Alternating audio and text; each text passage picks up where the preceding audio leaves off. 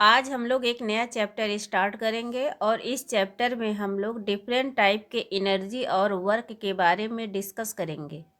एक स्टूडेंट जो चेयर पे बैठकर ढेर सारी पढ़ाई करता है, उसको लगता है कि उसने बहुत सारा काम किया है, लेकिन साइंस के अनुसार देखा जाए तो उसके द्वारा किया गया वर्क ज़ीरो है। मीन्स उसने कोई काम ही नहीं किया है। साइंस के अनुसार वर्क तभी होता है जब किसी ऑब्जेक्ट पर कोई फोर्स लगता है और उस फोर्स के कारण ऑब्जेक्ट पर कोई डिस्प्लेसमेंट होता है। चलिए इस चीज़ को समझते हैं। आप फर्स्ट पिक्चर को देखिए। यहाँ पर एक लड़का एक पेड़ को पुश कर रहा है। पेड़ को पुश करने से पेड़ तो हिल नहीं रहा है अपनी जगह से, इसलिए यहाँ पर कोई भी वर्क डन नहीं हुआ है। वहीं सेकंड पिक्चर में एक लड़का एक बॉक्स को पुश कर रहा है और बॉक्स भी अपने पोजीशन से डिस्प्लेस हो रहा है।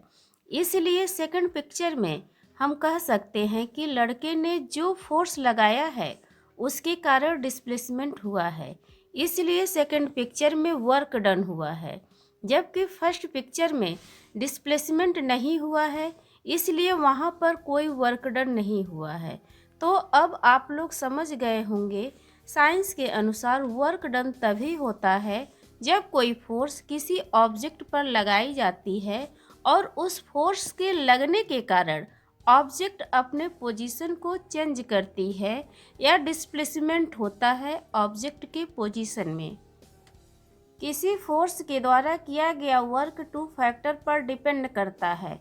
पहला, हमने कितना फोर्स लगाया, और दूसरा डिस्प्लेसमेंट, यानी हमारे लगाए गए फोर्स के द्वारा कितना डिस्प्लेसमेंट हुआ। चलिए इसको समझते हैं। मान लीजिए हमारे पास दो कार्ट है, कार्ट ए और कार्ट बी। दोनों का मास सेम है 50 केजी। अब हम एक बार कार्ट ए को, यानी कि जो 50 केजी है, उसको 1 किलोमीटर तक डिस्प्लेस करते हैं। सिमिलरली कार्ट बी को 2 किलोमीटर तक डिस्प्लेस करेंगे। तो आपको क्या लगता है इस केस में क्या होगा? किस कार्ट को डिस्प्लेस करने में हमें ज़्यादा वर्क करना पड़ेगा? ऑब्वियसली सेकेंड कार्ट को डिस्प्लेस करने में हमें ज़्यादा वर्क डन करना पड़ेगा, क्योंकि हम सेम वेट को 2 किलोमीटर तक ले जा रहे हैं। इससे हमें यह समझ में आता है कि जितना ज़्यादा डिस्प्लेसमेंट होता है उतना ज़्यादा वर्क भी होता है। अब मान लेते हैं हमारे पास दो कार्ट है और इस बार एक कार्ट का वेट 100 केजी और दूसरी कार्ट का वेट 200 केजी है। अब हम दोनों ही कार्ट को 1 किलोमीटर तक डिस्प्लेस करते हैं। अब किसको डिस्प्लेस करने में ज़्यादा वर्क करना पड़ेगा? ओबियसली सेकेंड कार्ट को डिस्प्लेस करने में ज़्यादा वर्क डन करना पड़ेगा, क्योंकि सेकेंड कार्ट ज़्यादा भारी है। इसलिए इस केस में हमने डिस्प्लेसमेंट तो सेम किया, लेकिन फोर्स ज़्यादा लगाना पड़ रहा है हमको। इसलिए हम ये कह सकते हैं कि जो वर्क डन होता है वो डिस्प्लेसमेंट के साथ साथ फोर्स पर भी डिपेंड करता है। ज़्यादा वर्क करने के लिए हमें ज़्यादा फोर्स लगाना पड़ेगा या तो ज़्यादा डिस्प्लेसमेंट करना पड़ेगा। वर्क डन का फार्मूला ही होता है फोर्स इनटू डिस्प्लेसमेंट। इसके बारे में आप लोग हायर क्लासेस में और डिटेल में पढ़ेंगे। क्या आप जानते हैं, अगर हम किसी ऑब्जेक्ट पर वर्टिकली फोर्स लगाएं और उस ऑब्जेक्ट का डिस्प्लेसमेंट हॉरिजॉन्टल हो तो हमारे द्वारा किया गया वर्क ज़ीरो होता है। ऐसा इसलिए होता है क्योंकि हम जिस डायरेक्शन में फोर्स लगा रहे हैं उस डायरेक्शन में डिस्प्लेसमेंट तो हो नहीं रहा है, डिस्प्लेसमेंट किसी और डायरेक्शन में हो रहा है। इसलिए हमारे लगाए गए फोर्स के द्वारा किया गया वर्क डन ज़ीरो है। आप लोगों का अब वर्क का जो कॉन्सेप्ट है वो क्लियर हो गया होगा। तो अब चलिए थोड़ी एनर्जी के बारे में बात करते हैं।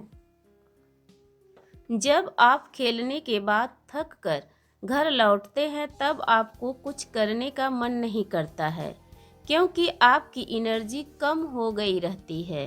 आप एक रिफ्रेशमेंट लेते हैं, जैसे पानी पी लिया या कोई जूस पी लिया तो आपकी एनर्जी वापस आ जाती है और आप फिर से एक्टिव हो जाते हैं।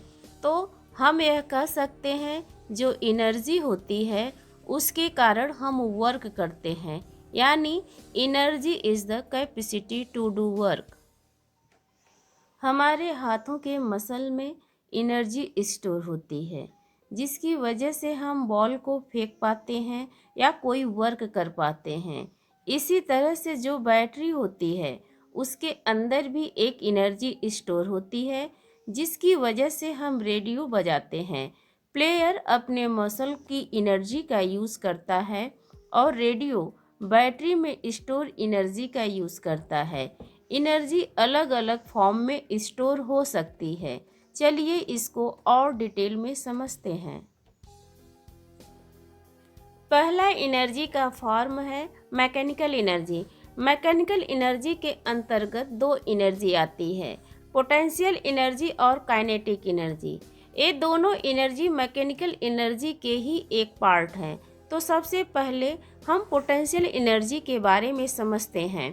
आप इसको समझने से पहले इमेजिन कीजिए कि आपके पास एक स्टोन है और आपने उस स्टोन को बहुत ऊंचाई तक उठाया और एक मटके के सामने जाकर उस स्टोन को थ्रो किया। अब क्या होगा? वह मटका तो टूट जाएगा। आखिर मटका टूटा क्यों? क्योंकि स्टोन में जो एनर्जी थी वो मटके में ट्रांसफ़र हो गई और मटका टूट गया। अब हम जितना ज़्यादा हाइट करेंगे स्टोन का उतना ही ज़्यादा चांसेस बढ़ेगा कि मटका टूटेगा। अगर हम नीचे से ही धीरे से स्टोन को थ्रो करें तो कुछ नहीं होगा। तो हम ये कह सकते हैं कि जब हम किसी ऑब्जेक्ट के पोजीशन को चेंज करते हैं तो उसकी एनर्जी कम या अधिक हो जाती है। जो एनर्जी किसी ऑब्जेक्ट के पोजीशन पर डिपेंड करती है। फॉर एग्जाम्पल, वो ऑब्जेक्ट है कहाँ, ऊंचाई पर है या नीचे है, सन के क्लोज है या सन से दूर है। इस टाइप की एनर्जी को जो कि उस ऑब्जेक्ट के पोजीशन के कारण होती है उसे हम पोटेंशियल एनर्जी कहते हैं। अब नेक्स्ट हमारा काइनेटिक एनर्जी है। काइनेटिक एनर्जी को सिंपली समझ जाइए कि जो किसी ऑब्जेक्ट के मोशन के कारण होता है। मीन्स ऑब्जेक्ट मूव कर रहा है, उसकी वजह से उसमें जो एनर्जी आ जाए उसे काइनेटिक एनर्जी कहते हैं। फॉर एग्जाम्पल, आप एक तेज़ बॉल को किसी ग्लास पर फेंकेंगे तो ग्लास का क्या होगा? ग्लास टूट जाएगा। तो उस बॉल ने उस ग्लास पर एनर्जी ट्रांसफ़र कर दिया। बॉल में कुछ एनर्जी थी जिसके कारण ग्लास टूट गया। चलिए एक और एग्जाम्पल से इसे समझते हैं। आपने गुलेल जरूर देखा होगा। आप गुलेल से जब किसी को मारते हैं तो उसको चोट लगती है। इसका मतलब गुलेल से आपने जो स्टोन या कुछ थ्रो किया है उसमें भी एनर्जी आ गई है। उसमें एनर्जी क्यों है? क्योंकि वह स्टोन बहुत तेज़ी से मूव कर रहा होता है। तेज़ी से मूव करने के वजह से उसमें एक एनर्जी होती है। उस एनर्जी को हम काइनेटिक एनर्जी कहते हैं। जो एनर्जी किसी ऑब्जेक्ट के मोशन की वजह से होती है उसे काइनेटिक एनर्जी कहते हैं। और पोटेंशियल एनर्जी या काइनेटिक एनर्जी या दोनों को एक साथ जब हम बोलते हैं तो हम मैकेनिकल एनर्जी कह सकते हैं। मतलब पोटेंशियल और काइनेटिक एनर्जी मैकेनिकल एनर्जी के ही एक पार्ट हैं।